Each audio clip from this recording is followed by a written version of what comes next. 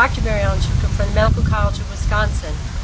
And I'm happy to be here. I was invited by Dr. Barbara Siegel to come talk to patients and families of individuals with scleroderma about the Scott trial.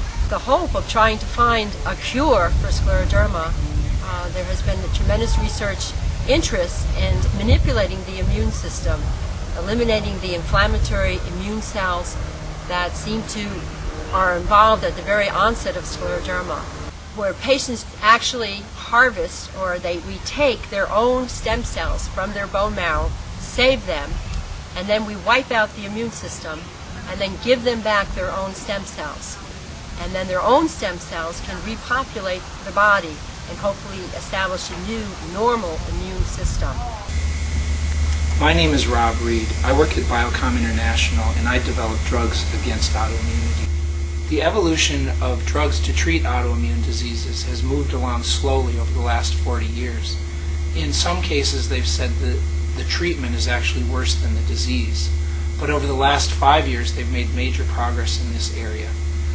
The drugs that they're using now are immunomodulating drugs, and they've found that they have much less side effects and are much more effective. So they've come a long way in this area.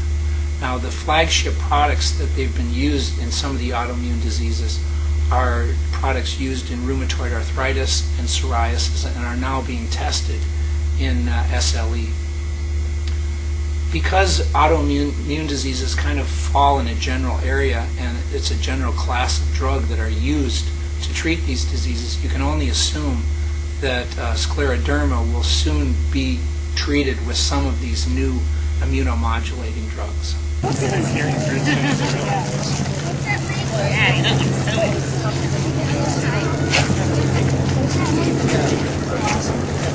person's at the top of the list.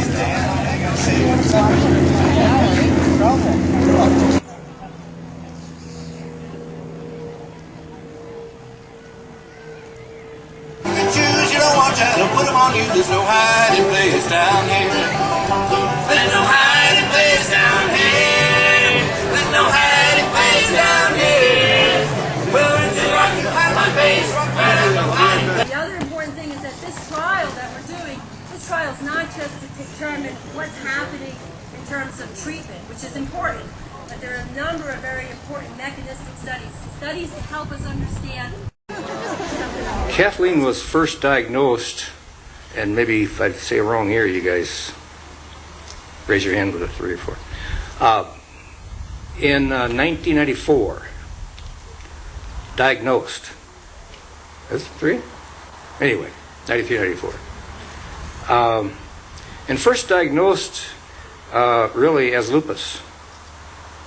And boy, went to the books right away and looked at lupus and said, my God, it's affect all the organs, and got involved with a support group, and then decisions made to go to have a further look at Mayo Clinic. And going down there, the last meeting with the doctor said, no, you don't have lupus, you have scleroderma.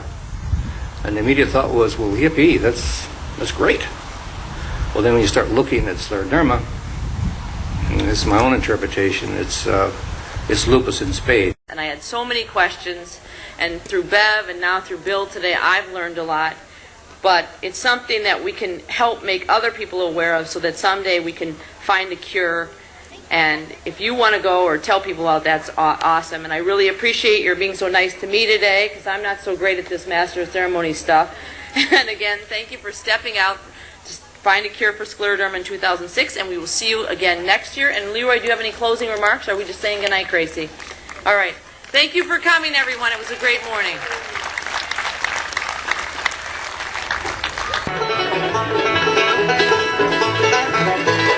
Back in the days of my childhood, in the evening, the road winds on up the hill. There's no light in the window that shine on the road where I live.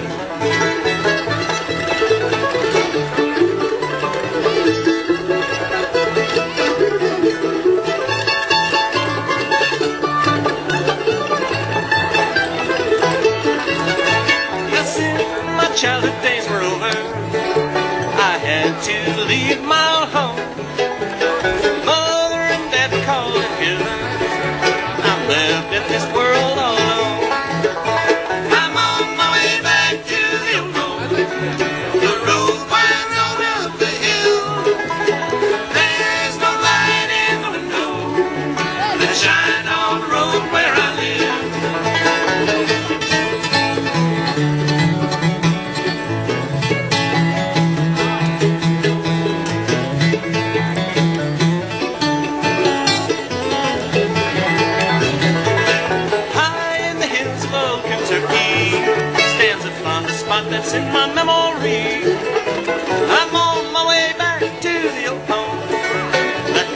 in the window I long to see.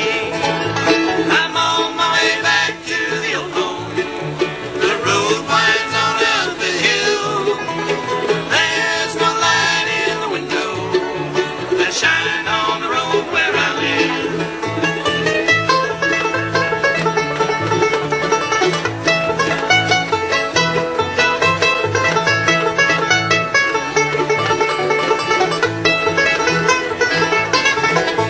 I'm on my way back to the old home. The road winds on up the hill. There's no light in the window that shine on the road where I live. That shine on the road where I live. Let's do, you can get there from here.